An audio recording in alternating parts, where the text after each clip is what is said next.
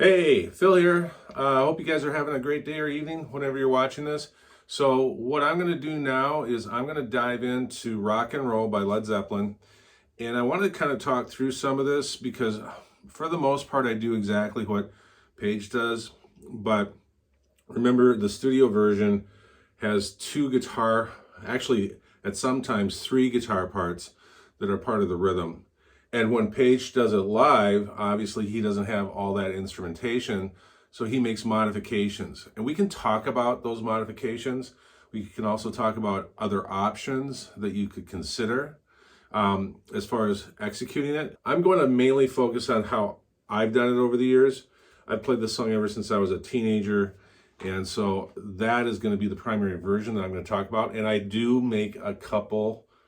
I do make like two changes. So I'll show you the original way, and then I'll show you the way I like to do it, just to give the song more symmetry, okay? What I mean by that is I'm going to play the first main riff that the song starts out with, which is...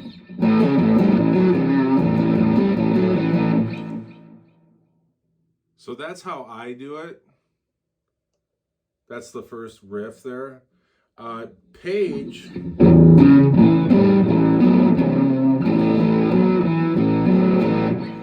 he does something more like that. I like to do this 4-5 move.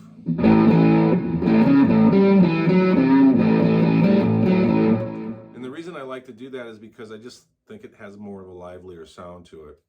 But when I'm doing that, the riff is open 2, and then up here on the 4th fret with my 3rd, back to the A chord, and then 5 open, 4 open as far as frets, bend on the 3rd fret of the 5th string, slight quarter bend, back to the A, and then I go.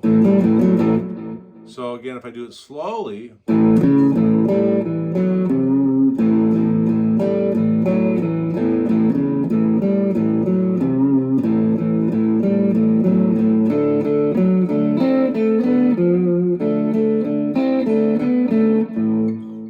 you see how when I went to the D, the riff was identical? It is. It's the same riff, okay? And then when he goes to the low E,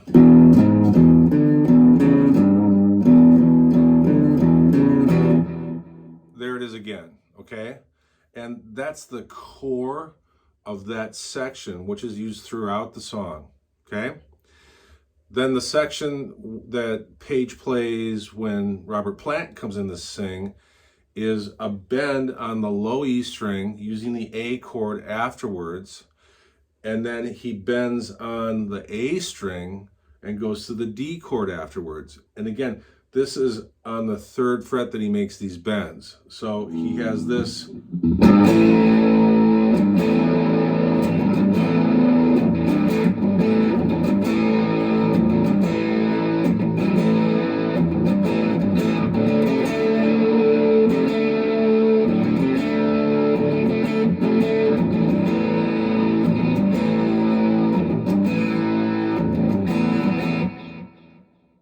I added a lot more chucks and cuts in there when I did that, all right? Because Page primarily does this.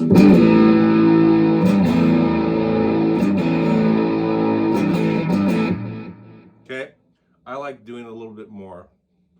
And he also actually, later on in the song, gets more busy with it too. But we'll talk about that. And then at the end of that, for the E, he comes up here. And that's what he does. He just sticks on this kind of Chuck Berry type of... So I'm at the 7th and the 9th, and I'm coming up to the 11th to do that riff. And he also has the low E open when he does this. So everything in the song comes down to this one guitar at this section in the studio version. So it's not as prominent when you get to that section on the studio version because it's really only one guitar. It's not layered like the other areas, okay? But again,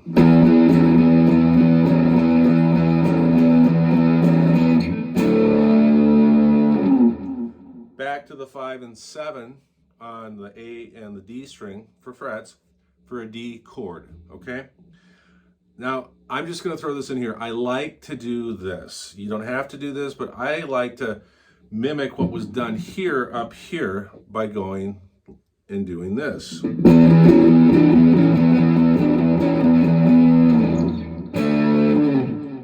So what I'm doing, let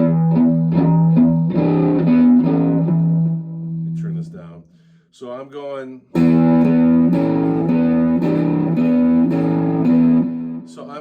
from the 9th to the 11th, back to the 9th, up to the 12th, back to the 9th, and then to the 11th.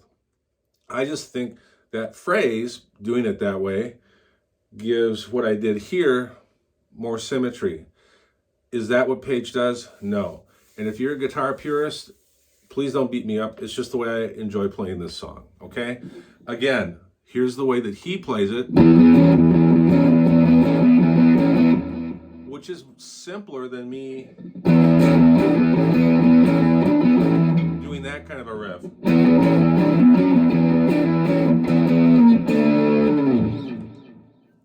So that's the way I like to do this, okay? You may go, well, I don't want to do it that way. I want to do it the way Page does. Great. I'm just showing you options, okay? Now let's just talk about what happens within the song as far as when this song progresses into the arrangement of the song. Page does more change-ups. And what I mean by that is, like, when he gets to this section again, he does more strums at times. So instead of just being,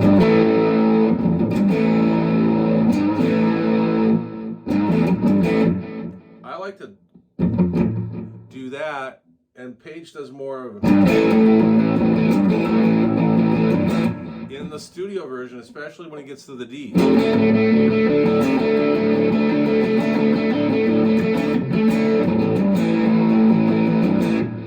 So these are just different ways of phrasing that he adds, so the song has more interest than just the only way it being done one time.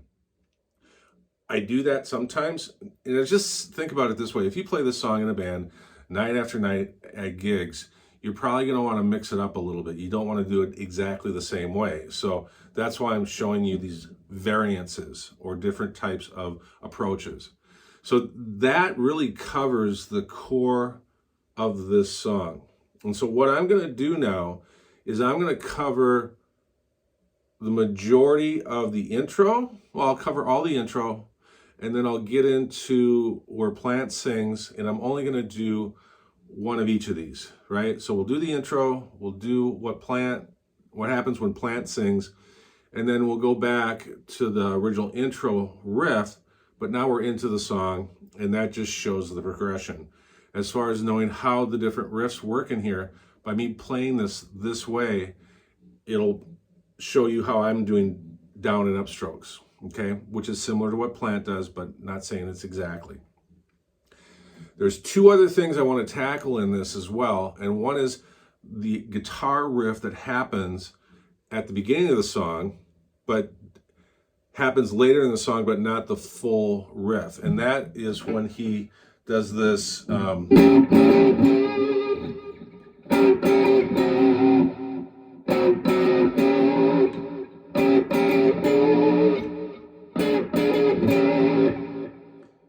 that's where Page plays it. When I do that, I don't do that up here, I do it here. And so instead of being on 11 and 12, I'm on 6 and 8. And the reason I like to do it that way is because I'm closer to the strings here.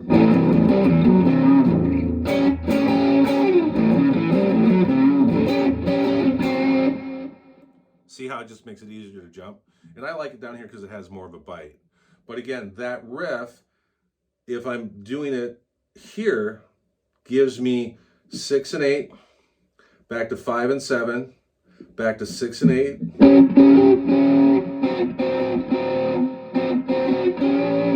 and then up to 7 and 9.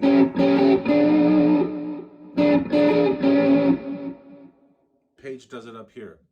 I really don't think it's that big of a deal. But if you want to be a guitar purist about this, then you can do it up here. And again, please don't get on me. This is just, this song has been around so long. So obviously there's varied ways to play this. Okay. Then the other little nuanced part that's in this song, well, give me a second here. Let's go back to that riff.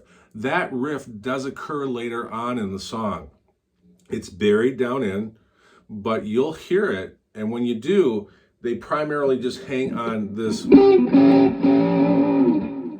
then he really doesn't go up. He just hangs on that because of how they're doing that section of the song. And it's really where Plant does the ooh, yeah, ooh, yeah. That's where that is taking place, okay? Now, for the last riff, it's towards the very end, but Page hangs on this D,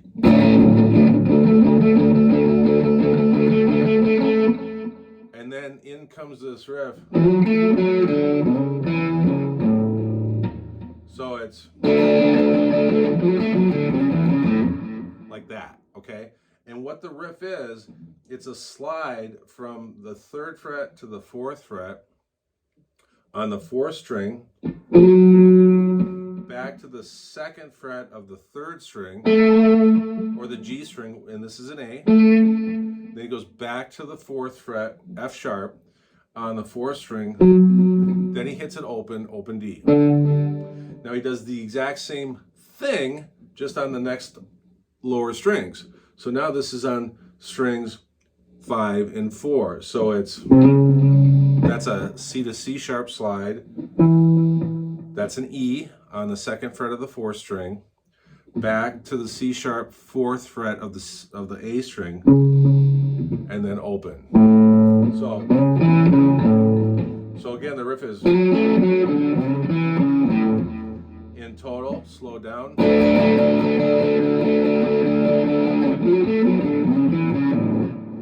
Okay? So these are really the highlights of this song, all right?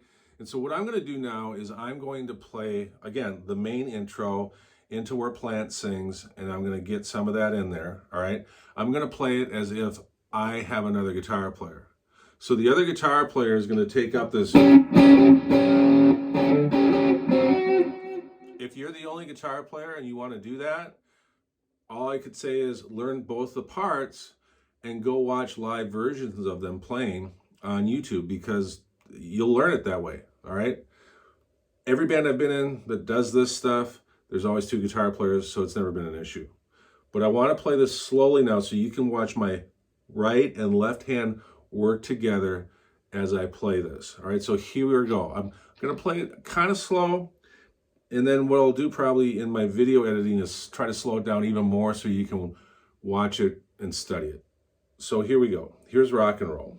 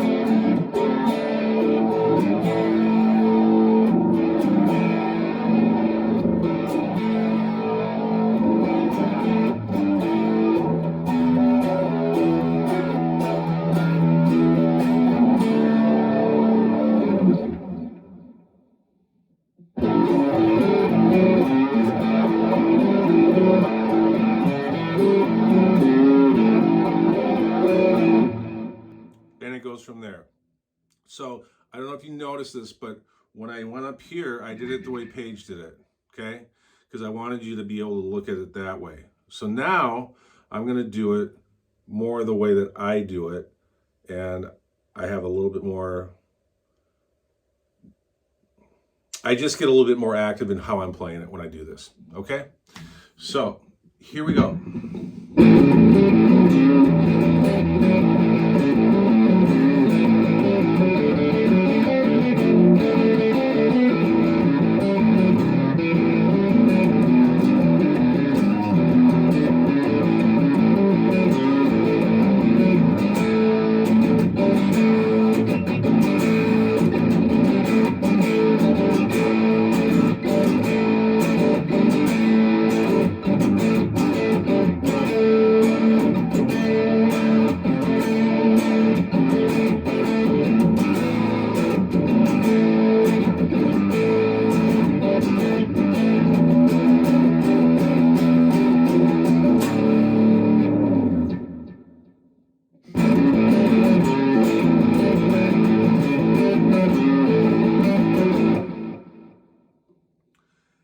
Okay, so that's basically Led Zeppelin's Rock and Roll. Remember, I covered those other two variations earlier, but remember, they are one when he does this